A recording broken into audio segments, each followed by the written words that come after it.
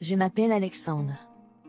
Je vais vous raconter mon histoire sur la façon dont je n'ai pas pu pardonner à ma femme de m'avoir trompé, et j'ai commis, comme cela peut sembler à certains, un acte terrible. Mais je ne regrette rien, car je crois que la trahison devrait être punie d'une manière ou d'une autre. J'ai donc 34 ans, je vis dans une ville assez grande, je travaille comme avocat privé. Il y a peu de temps, je me suis installé dans l'appartement que m'a laissé ma grand-mère. Cela jouera un rôle important à l'avenir. Et en principe, petit à petit, je m'en sors. Mais ce n'est pas le sujet maintenant. Passons à ma plus grande déception de la vie, et à l'événement qui a tout bouleversé. Il y a 4 ans, j'ai rencontré une fille charmante, et comme je le pensais, très gentille et innocente, Olga. J'ai dû voir mon nouveau client, et dans le bureau siégeait une jolie blonde fragile qui a immédiatement attiré mon attention, et entre nous a couru une connexion, mot pour mot, et nous avons échangé des numéros. Nous avons correspondu pendant environ une semaine et nous nous sommes mis d'accord pour nous rencontrer pour parler et dîner. Olga m'a dit qu'elle avait eu un rêve d'enfance de devenir avocate et donc elle était venue d'une petite ville pour aller à l'académie de droit. C'est une 2e année. Et elle vit avec une amie dans la résidence universitaire et dans tout son temps libre, elle étudie. Cette nuit-là était spéciale pour nous, nous n'avons pas gardé la trace du temps, nous avons juste apprécié l'autre. Depuis ce moment, les choses se sont précipitées rapidement entre nous et nous avons commencé une relation sérieuse. Après un certain temps, Olga a emménagé avec moi, nous avons commencé à vivre ensemble, et tout allait bien. Nous avions beaucoup de choses à nous dire. Je l'ai souvent aidée dans ses études, et c'était très intéressant pour moi de rafraîchir mes connaissances. Et une charge supplémentaire sur le cerveau ne fait jamais de mal. Nous avons vécu ainsi pendant quelques années jusqu'à ce qu'une chose terrible m'arrive, et mon monde habituel a changé de couleur. Le jour où j'ai entendu cette conversation affreuse, je revenais d'une autre réunion d'affaires, un peu plus tôt que d'habitude. En entrant dans l'appartement, je me suis rendu compte que la porte était déverrouillée. La voix de ma femme m'est parvenue à l'oreille depuis la cuisine. Elle discutait clairement fort avec quelqu'un au téléphone. Je l'ai entendu dire, je ne l'aime pas. Maintenant, le principal pour moi, c'est de terminer le collège, et aucune grossesse de sa part n'est envisageable. Et je ne peux pas avoir de bébé avec Kirill pour l'instant. Nous devons d'abord terminer le collège. Olga a résumé avec indignation. J'ai quitté l'appartement en boitant et suis allé dans la cour pour prendre l'air, pour reprendre mes esprits. Le choc de ce que j'avais entendu ne me quittait pas, et dans ma tête, il y avait beaucoup de questions. Il y avait des questions sombres sur qui était Kirill, et pourquoi Olga parlait de moi de cette façon, si je faisais absolument tout mon possible pour son bonheur. La rancune brûlait mon âme, lentement mais sûrement, ne lui laissant aucune chance pour une explication adéquate de ses paroles. Je ne connaissais qu'un seul Kirill dans son entourage. Il était à la tête du groupe, un candidat au diplôme rouge. Il l'aidait souvent avec ses études quand je travaillais ou étais occupé. Il le faisait généralement par lien vidéo, où il restait tard après les cours à l'institut. Au moins, c'est ce qu'Olga m'a dit. Je lui faisais entièrement confiance et je n'ai même pas envisagé cette possibilité. Donc, je n'ai jamais eu de doute. Au contraire, je n'étais heureux que mon bien-aimé cherche à réaliser son rêve. C'est seulement maintenant, dans le couloir, j'ai entendu cette conversation et réalisé que tout au long de notre relation, elle voulait simplement déménager du dortoir, vivre avec moi et utiliser mes propres mains pour terminer l'université. J'ai peur même de penser à ce qu'elle avait en tête quand elle a proposé de vendre mon appartement et d'acheter une maison en dehors de la ville. Et à ce moment-là, tout est devenu clair pour moi. Bien sûr, réaliser cela était crucial pour moi, c'est pourquoi je vivais maintenant plus ou moins en paix. Mais néanmoins, je voulais me venger. Je me fichais même de savoir si elle me trompait, en fait, ou non. Je me sentais comme une marionnette qu'il voulait simplement monter pour atteindre une vie meilleure. Je n'ai eu aucun mal à trouver un plan d'action pour ruiner sa vie, car je savais que sa principale faiblesse était ses études. Si elle ne sort pas diplômée de l'institut qu'elle fréquente gratuitement et qu'elle échoue, elle aura probablement, au mieux, un billet gratuit pour un guichet de football quelque part sur un terrain de football.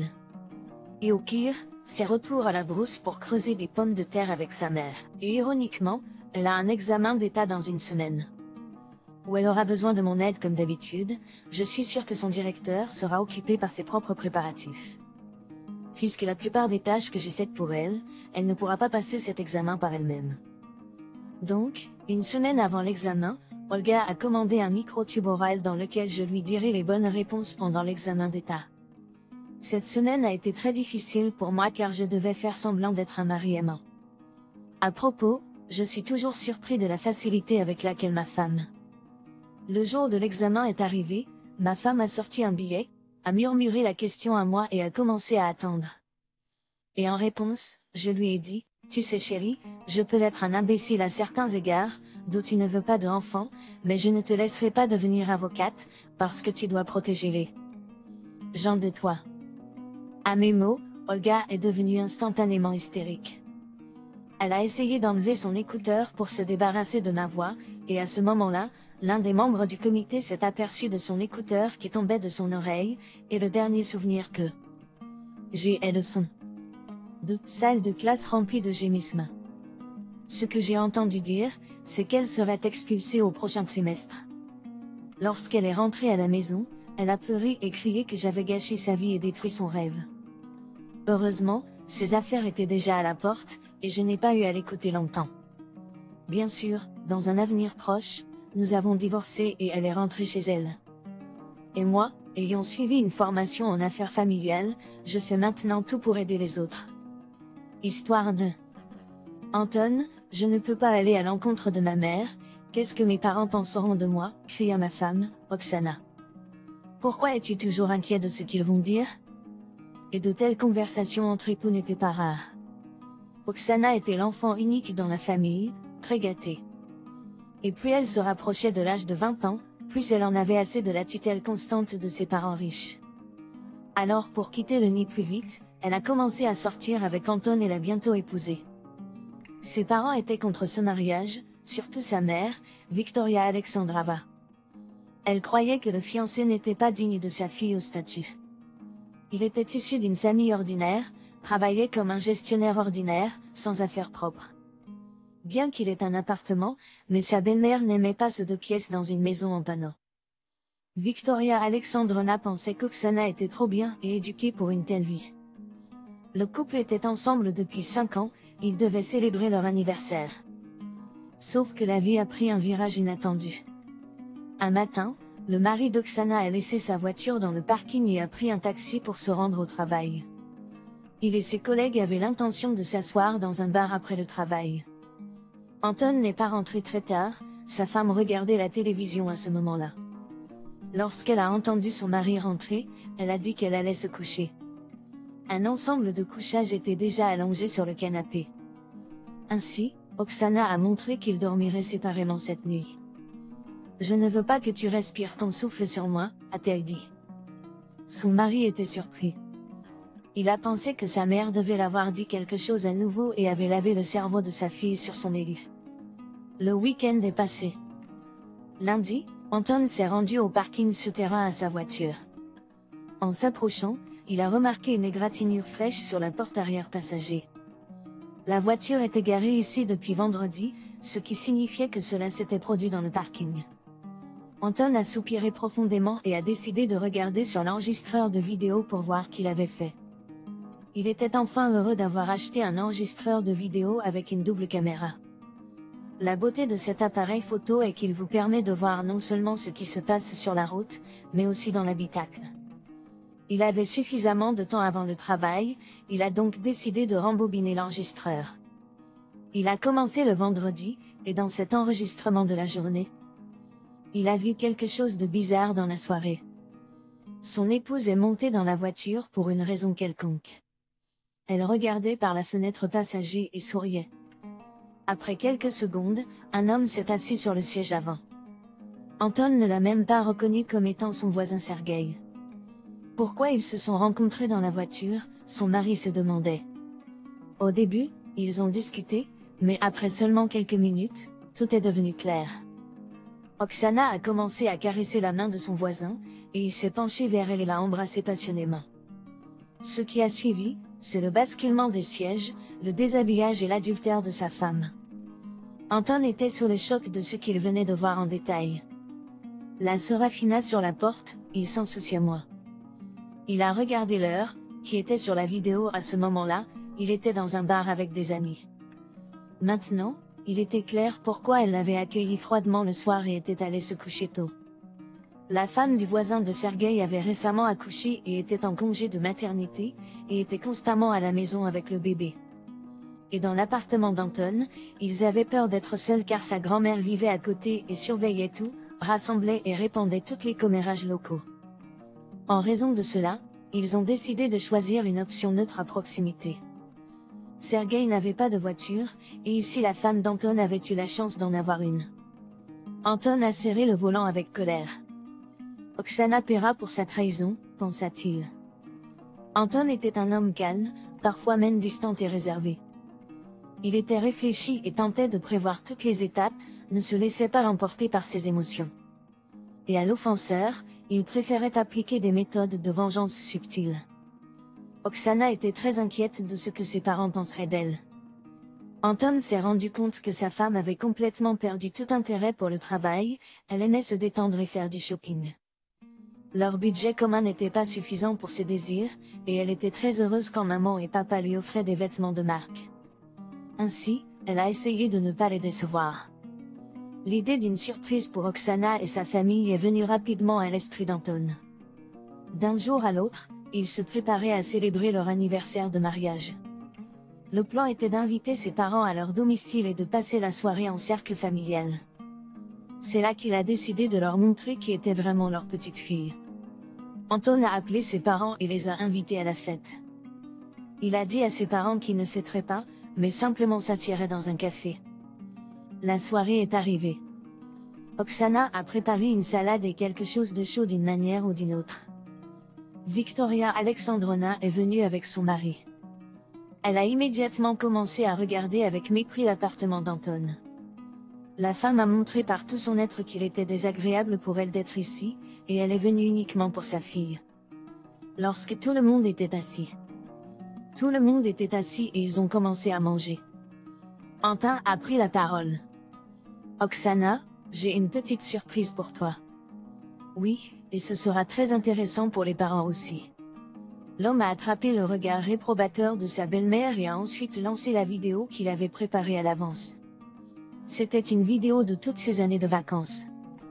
Oksana a crié et a applaudi joyeusement à Vladochi, mais ensuite la vidéo du DVR est venue, et au moment le plus intéressant. La belle-mère a couvert sa bouche de ses mains avec horreur, et Oksana, perdant sa capacité à parler, a fait saillir ses yeux. Seul le père est resté, sombre et malheureux, détournant son regard vers sa fille. Au fait, Sergueï, que vous pouvez regarder à l'écran, est marié et élève un jeune enfant. Et maintenant, chers invités, vous pouvez emporter votre trésor à la maison. À ce moment-là, Oksana a pleuré, et le visage de Victoria Alexandrovna est devenu rouge de honte. Elle s'est levée brusquement, a pris son sac à main et a heading vers la sortie. Son beau-père a lancé un regard à Anton Mira, même un peu coupable, l'a attrapé par le bras et l'a emmené dehors. Elle a continué de pleurer et de prouver quelque chose à son père.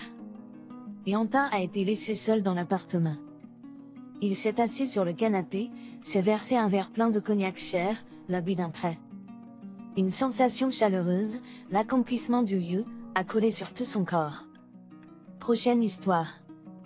Je lui faisais entièrement confiance, ma femme, jusqu'à ce que je découvre son secret sale. Elle voyait un autre homme dans mon dos. Et je n'en étais pas du tout au courant. Mais quand je l'ai découvert, je n'étais pas seulement en colère, j'étais dévastée. Alors, je me suis dit qu'elle devait payer pour ce qu'elle m'avait fait. Et laisse-moi te dire, c'était une vengeance qu'elle n'oublierait jamais. Nikita et Sina étaient ensemble depuis 5 ans. Le mari venait d'être promu. Il travaillait beaucoup d'heures et partait souvent en petits voyages d'affaires. L'épouse n'aimait pas le fait qu'ils passent si peu de temps ensemble. Oui, ces voyages rapportaient beaucoup d'argent à leur ville, mais quel genre d'attitude était-ce quand les conjoints passaient la plupart de leur temps séparés? Elle manquait vraiment l'attention de son mari, et parfois il était tellement fatigué qu'il était épuisé. C'est à peu près à cette époque que Sina a eu un nouveau collègue, Vyacheslav, au travail. Un jeune homme plein de force et d'énergie a immédiatement commencé à s'intéresser à la femme, non pas en tant que collègue ou même amicalement. Elle avait déjà oublié ce que c'était que de se faire courtiser par un homme, et elle a été heureuse de recevoir une telle attention de sa part. Mais elle ne s'est pas laissée trop emporter. Elle était une femme mariée après tout. Ils ont parlé et ont appris à se connaître. Ils ont parlé et appris à se connaître pendant plusieurs mois. Vyacheslav s'est avéré être une personne très intéressante et profonde. Ils ont commencé à communiquer de plus en plus sur les réseaux sociaux, et les sujets de leur conversation sont devenus de plus en plus personnels et même intimes. Un autre voyage d'affaires de son mari a commencé. Ksenia était assise à la maison pendant son jour de congé et s'ennuyait franchement avec rien à faire. Elle a commencé à correspondre avec Vyacheslav, qui réussissait toujours à la réjouir d'une manière ou d'une autre. Lorsqu'elle s'est plainte de l'incroyable ennui, il l'a invitée à se rendre ensemble dans une location d'une comédie intéressante. On irait là-bas. Il lui a demandé. La femme n'a pas répondu à son message pendant longtemps, réfléchissant à ce que cela pourrait donner de l'extérieur. Elle est une femme mariée, allant au cinéma avec un autre homme. Cela semble plutôt maladroit, mais ils sont amicaux. La gloire la sauve juste d'une soirée ennuyeuse, et ce n'est pas un rendez-vous du tout. Se justifiant, Ksenia a accepté l'invitation de Vyacheslav. L'homme s'est comporté comme un gentleman tout au long de la réunion, ne dépassant pas les limites du permis. Après le film, ils ont fait un tour dans le parc pendant un moment, et puis les mots ont offert de raccompagner Ksenia chez elle. Il était tard quand ils sont arrivés à la bonne maison. L'homme a plaisanté à moitié. « Tu voudrais m'inviter à boire du thé ?» Elle a accepté par hospitalité. C'était son erreur. Lorsque la femme avait déjà mis la bouilloire et commençait à proposer différents types de thé à choisir, Vyacheslav a repéré une bouteille de vin sur l'une des étagères. Tucha, quelle soirée merveilleuse. Terminons-le sur une note positive et buvons du vin, a-t-il suggéré, avec un sourire sournois. Après quelques verres et une conversation pas vraiment amicale, l'homme a commencé à couvrir la femme de compliments et l'a même embrassée. Il a parlé de sa beauté, de la façon dont il était tombé amoureux d'elle dès le premier regard, de la façon dont il avait hâte de la rencontrer. À un moment donné, le cœur de Ksenia a même tressailli, elle avait manqué ces mots de son mari, qui était absent depuis des jours pour le travail. Sous l'alcool qu'elle avait bu et les mots qu'elle avait entendus, la femme a fondu et en peu de temps, elle a cessé de penser à son mari et à ce qu'elle faisait. Ce soir-là, tout s'est passé directement dans l'appartement du couple. Le lendemain matin, Ksenia s'est réveillée et a vu qu'elle n'était pas seule dans le lit et a eu peur. Qu'est-ce que j'ai fait? Comment ai-je pu faire ça à mon mari? Elle est restée assise dans la cuisine pendant longtemps, a regardé un point quand Slava s'est finalement réveillée et est venue à elle. Mais au lieu d'un baiser et d'un bonjour, elle a soudain entendu que tout ce qui s'était passé la nuit dernière, elle le considérait comme une erreur. Elle s'excusait beaucoup de tout ce qui s'était produit. « Tu n'as qu'à le dire à ton mari et à venir chez moi », a dit l'homme. Pendant la nuit, elle n'a pas pu comprendre ce qui avait changé. « Non, elle ne pouvait pas simplement partir, s'il vous plaît », a-t-elle répondu. Pendant les 2 semaines suivantes, Ksenia a évité toute communication avec son collègue. Elle se sentait terriblement coupable envers son mari et ne réalisait que maintenant à quel point il était cher et précieux pour elle. Lorsque Nikita est rentrée d'un voyage d'affaires, elle ne pouvait tout simplement pas être heureuse avec lui. Elle est devenue plus attentive envers son mari, en parlant constamment de son amour pour lui. Elle a décidé qu'elle ne lui avouerait jamais son infidélité, sachant qu'il lui causerait une douleur incroyable. Mais cela ne dépendait plus d'elle. Un jour, Ksenia est rentrée du travail et a trouvé son conjoint dans la cuisine. Devant lui se trouvait un verre à shot et une grande pile de papiers. Sa femme a immédiatement senti que quelque chose n'allait pas. Son cœur a commencé à battre anxieusement. Au début, elle a pensé que cela pouvait être lié au travail, mais quand elle s'est approchée, elle a vu que c'était sa correspondance imprimée avec un collègue, et au-dessus de la pile se trouvait une photo imprimée. Sur celle-ci, on voyait une Ksenia à demi-nue, dormant paisiblement dans son lit. Juste la nuit où elle avait trompé son conjoint. Un collègue n'a pas pu supporter une telle attitude de la part de Ksenia, alors il a décidé de tout raconter à son mari. Il est difficile de dire ce que Nikita a ressenti à ce moment-là. Quand il a vu une grande enveloppe sur le pas de la porte de son appartement, il a été surpris. Il n'attendait aucun colis de la part de qui que ce soit et l'a ouvert avec curiosité, mais quand il l'a ouvert et que la première chose qu'il a sortie était la photo imprimée de sa femme, le sol a presque disparu sous ses pieds. Il est rapidement entré dans la cuisine, s'est assis à la table et a sorti tout le contenu de l'enveloppe. Dès la 3e page, il n'a pas pu lire plus loin. Il a pris une bouteille d'alcool fort du placard, après avoir lu toute la correspondance entre sa femme et son amant, elle est rentrée chez elle et l'a trouvé là. Il a à peine dit un mot pendant que sa femme essayait de s'expliquer et de demander pardon. C'était comme si Nikita n'écoutait même pas. Son esprit était en train de tourner avec des questions.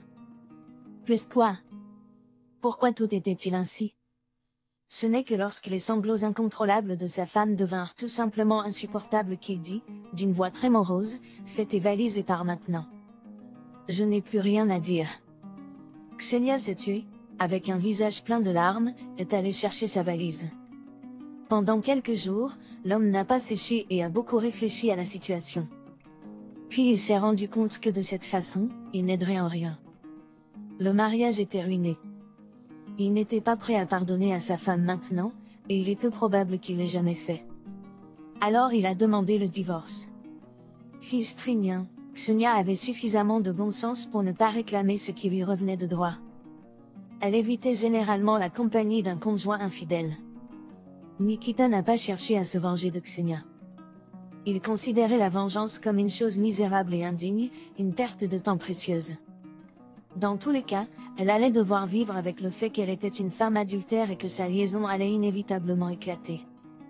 Et qui aurait besoin d'elle avec un tel passé est une grande question. Elle évitait généralement la compagnie d'un conjoint infidèle. Nikita n'a pas cherché à se venger de Ksenia. Il considérait la vengeance comme une chose misérable et indigne, une perte de temps précieuse. Dans tous les cas, elle allait devoir vivre avec le fait qu'elle était une femme adultère et que sa liaison allait inévitablement éclater. Et qui aurait besoin d'elle avec un tel passé est une grande question.